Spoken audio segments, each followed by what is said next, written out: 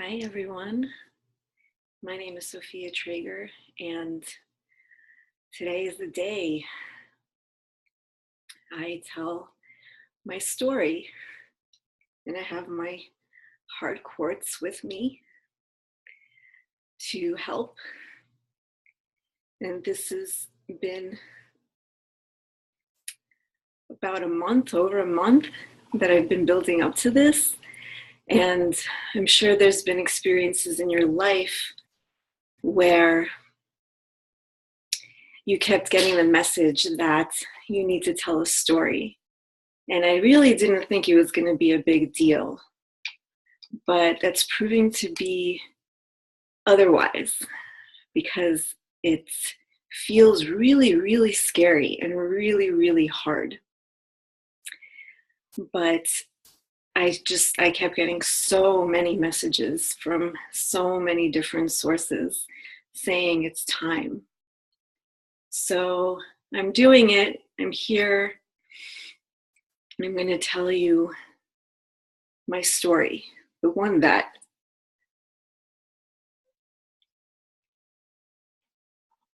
has been the hardest to accept.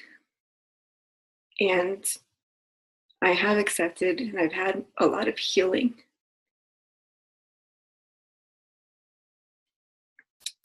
And it doesn't make it any less hard. I feel like telling this story is important because when we can tell our story, it doesn't have power over us anymore. Then we can share as a collective, as a sisterhood, as a family together. And one day, maybe I'll have the courage to share it to people in person. I hope that I can. So thank you in advance for watching and listening.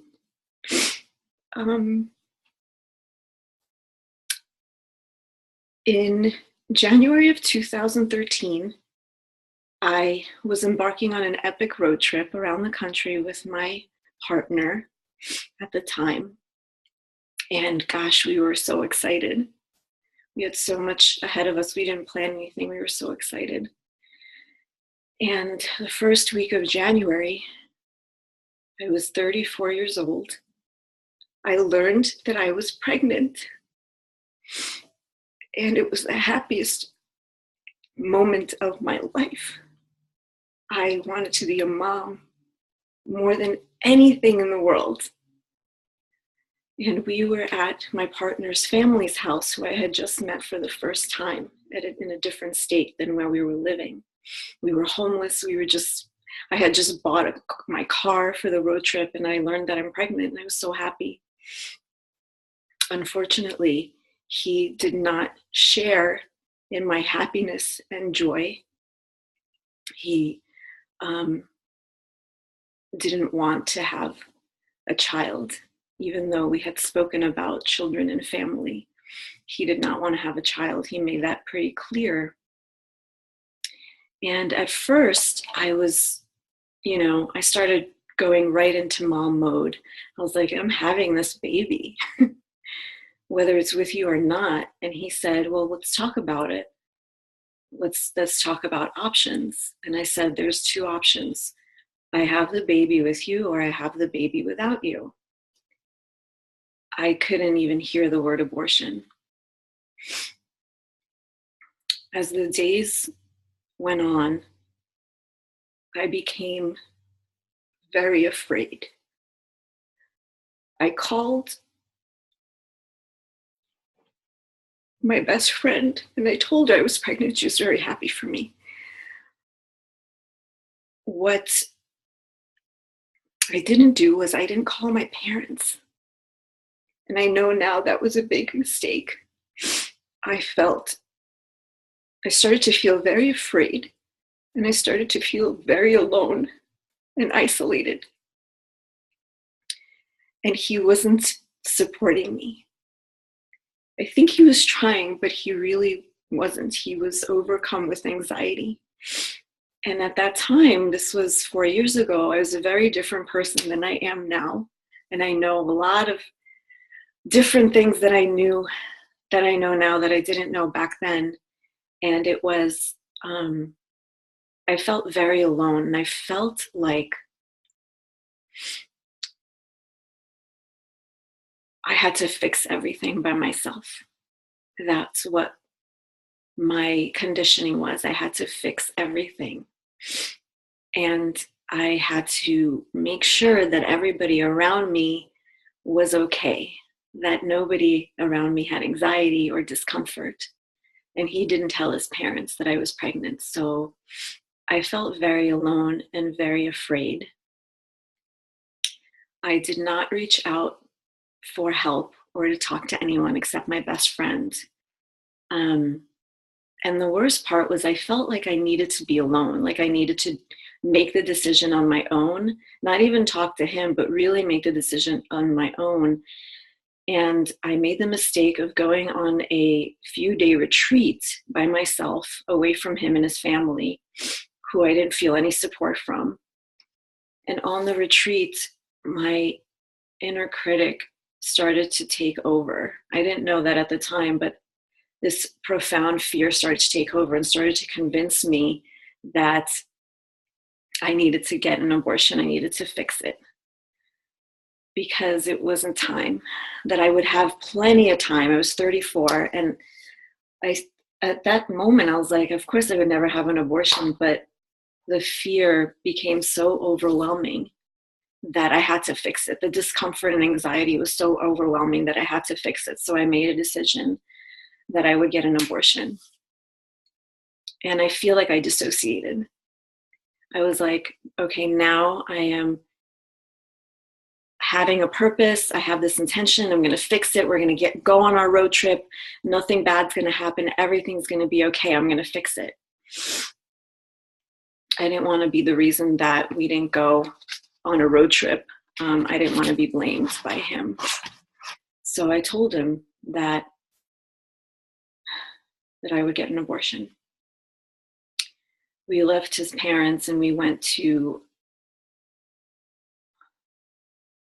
Florida. And in Florida, I had family there. We were staying with my family and they had no idea. We went to a clinic and I had the abortion. And from that moment on, I dissociated. And for months we were on the road trip and it happened. And many months later, when I finally let the grief sink in, I started seeing a therapist. When I finally let the grief sink in of what I had done, and I allowed myself to feel all of my feelings, I felt like a murderer. I felt like I completely betrayed myself, that I chose him over my greatest desire to be a mom. I pleased him. And when I let the grief sink in, I completely died. I was dead to the world. I didn't want to leave the house. I didn't want to go outside. I didn't want to see couples. I didn't want to see babies. I died. All I could do was work. At the time, I was working in a restaurant as a prep cook, and I also started my first business as a personal chef, and those two things saved me. Because I was focused and I had to make money, and I was really passionate about food at the time.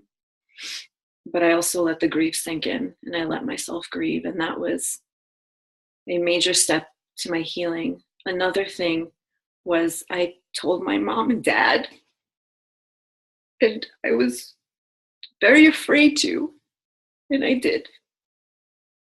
And they were very supportive. And I remember my mom saying, if only you would have reached out to me, I would have helped you. I would have helped you. And I know that to be true. And then I moved to Portland in March of 2014. Great one of my best decisions. And I moved here to heal. I didn't know at the time, but I did. I moved here to heal. And I met my shaman, and she helped me heal. She helped the parts that I let go of, that I lost over the years. They came back to me in full love. I started to feel whole again. I cut ties with that partner, energetically, physically, always. And